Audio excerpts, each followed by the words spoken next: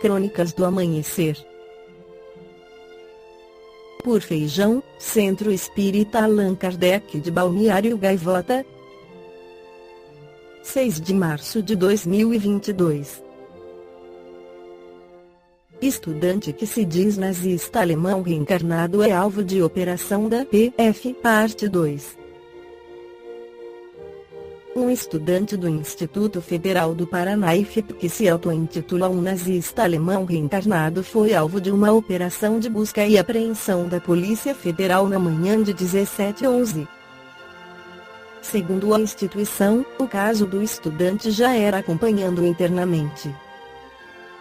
O jovem, que é maior de idade e não teve a identidade revelada, é investigado pela prática de crimes de incitação ao crimes de racismo, bem como veiculação da cruz suástica, ideais nazistas e de supremacia branca em redes sociais. A investigação começou na própria instituição. O diretor-geral do campus Paranaguá do IFPR, professor Matheus das Neves Gomes, disse ao UOL que recebeu uma denúncia interna sobre o estudante no início do ano e, em abril, foi aberto um processo disciplinar. Ele é inclusive um bom estudante, com comportamento muito bom. Quando recebemos a denúncia interna ficamos surpresos, disse Gomes. O diretor preferiu não informar o curso que o estudante frequentava para resguardar os demais alunos.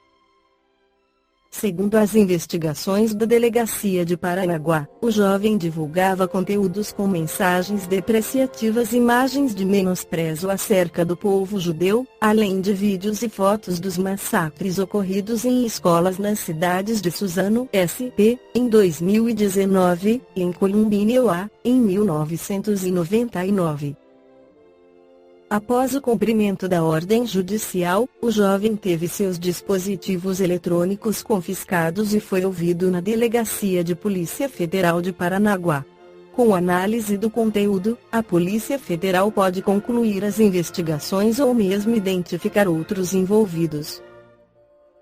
Se comprovada a prática do crime, o jovem será indiciado pela Polícia Federal e poderá sofrer pena de até 5 anos de reclusão e multa, conforme artigo 20, parágrafo 1, da Lei 7/716 Weblink, além de eventuais outros crimes que possam ser identificados a partir das buscas. No Evangelho segundo o Espiritismo, Allan Kardec questiona sobre a reencarnação. A encarnação é uma punição, e somente os espíritos culpados é que lhe estão sujeitos. A passagem dos espíritos pela vida corpórea é necessária, para que eles possam realizar, com a ajuda do elemento material, os propósitos cuja execução Deus lhes confiou. É ainda necessária por eles mesmos, pois a atividade que então se veem obrigados a desempenhar ajuda-os a desenvolver a inteligência.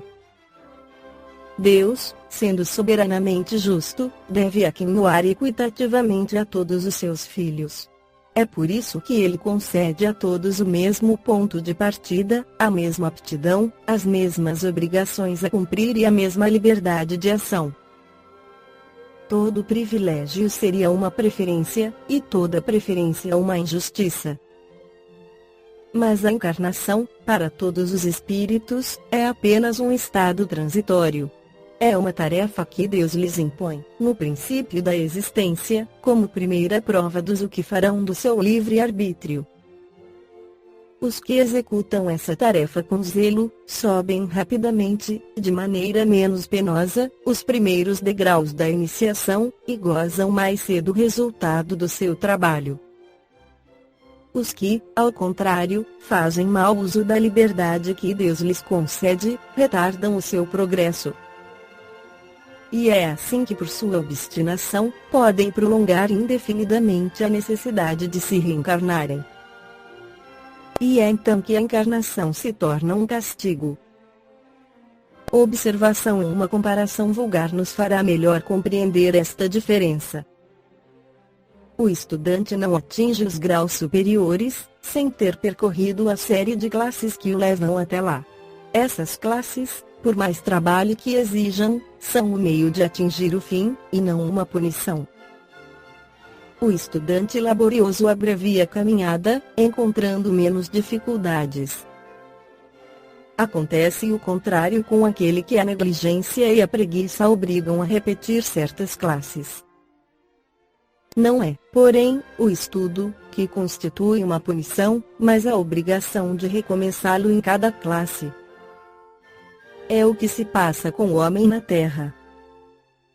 Para o espírito do selvagem, que está quase no começo da vida espiritual, a encarnação é um meio de desenvolver a inteligência.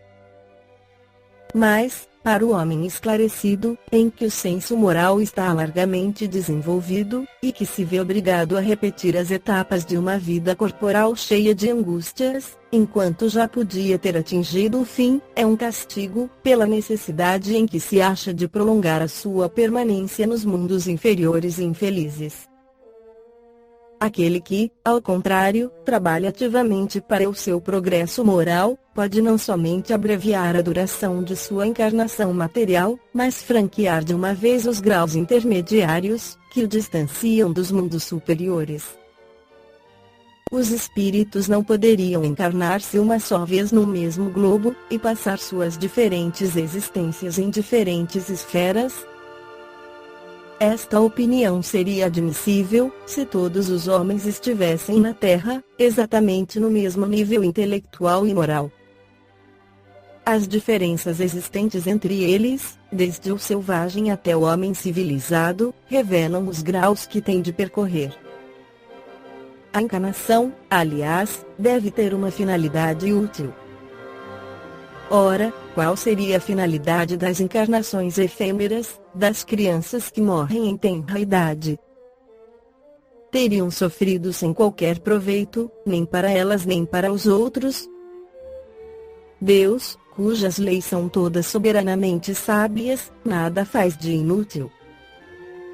Pelas reencarnações no mesmo globo, quis que os mesmos espíritos se pusessem de novo em contato, tendo assim ocasião de reparar as suas faltas recíprocas. E tendo em conta as suas relações anteriores, quis, ainda, fundar uma base espiritual, os laços de família, apoiando numa lei natural os princípios de solidariedade, fraternidade e igualdade. Esta foi a crônica do amanhecer de 6 de março de 2022. Por Feijão Centro Espírita Allan Kardec de Balneário Gaivota. Que a paz esteja com todos.